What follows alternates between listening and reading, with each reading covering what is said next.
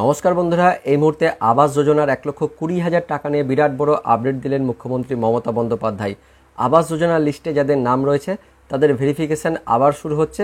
তো কবে থেকে ভেরিফিকেশন শুরু হচ্ছে, কতদিন পর্যন্ত ভেরিফিকেশন চলবে, কবে থেকে আবাস যোজনার 1,20,000 টাকা দেওয়া হবে, কারা কারা টাকা পাবেন, কি জানিয়েছেন মুখ্যমন্ত্রী মমতা বন্দ্যোপাধ্যায়, সমস্ত কিছু জেনে নেব আজকের এই ভিডিওতে। তবে তার আগে আপনি যে ভিডিওটি দেখতে পাচ্ছেন তার নিচের দিকে সাবস্ক্রাইব বাটনে ক্লিক করে পাশের ঘন্টাটিকে বাজিয়ে অল নোটিফিকেশন অপশনটিকে সিলেক্ট করে দেবেন। ভিডিওটি ইনফরমেটিভ হয়ে থাকলে বা ভালো লেগে থাকলে একটি লাইক করবেন, অনেক শেয়ার করে দেবেন। সেই সঙ্গে আপনি কোন জেলার কোন ব্লক থেকে এই ভিডিওটি দেখছেন অবশ্যই ভিডিওর কমেন্ট সেকশনে কমেন্ট করে জানিয়ে দেবেন।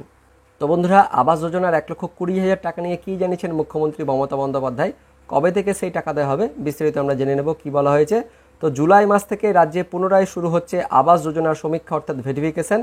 যে 11,36,000 আবাসের বাড়ি প্রাপকের তালিকা রয়েছে তারই পুনর্মূল্যায়ন হবে। সম্প্রতি নবান্নের প্রশাসনিক বৈঠকে আবাস যোজনা নিয়ে ফের সমীক্ষার নির্দেশ দিয়েছেন মুখ্যমন্ত্রী মমতা বন্দ্যোপাধ্যায়। এই যোজনা নিয়ে টাকা দেবে রাজ্য সরকারই। এই বছরের ডিসেম্বর মাস থেকে টাকা প্রদান করবে রাজ্য সরকার।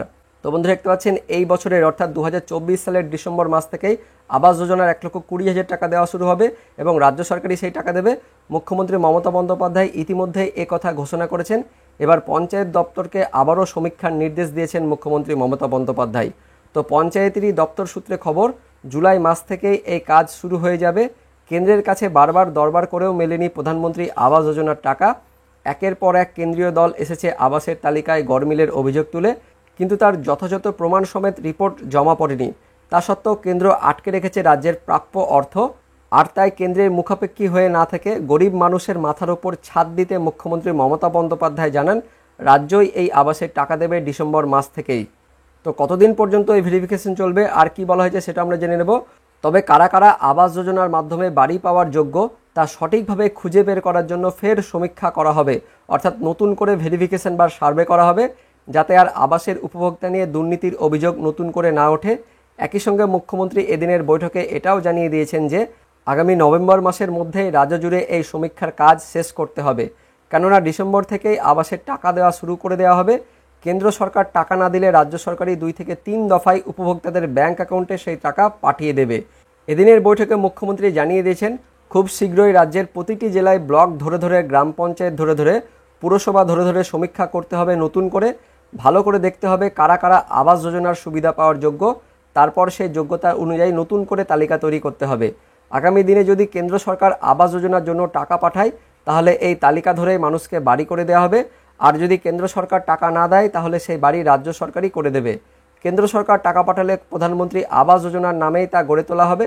তবে যদি রাজ্য সরকারের টাকায় সেই বাড়ি তৈরি হয় তাহলে তার নাম হবে বাংলা আবাস যোজনা। তো বন্ধুরা দেখতে পাচ্ছেন, আবাস যোজনার এই মুহূর্তে সবচেয়ে বড় আপডেট যে জুলাই মাস থেকে আবাস যোজনার ভেরিফিকেশন আবারও শুরু হবে।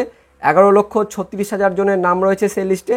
তো সেই লিস্ট কিন্তু আবারও নতুন করে গ্রাম পঞ্চায়েত ধরে ধরে, পৌরসভা ধরে ধরে সমীক্ষা করা হবে, অর্থাৎ ভেরিফিকেশন করা হবে।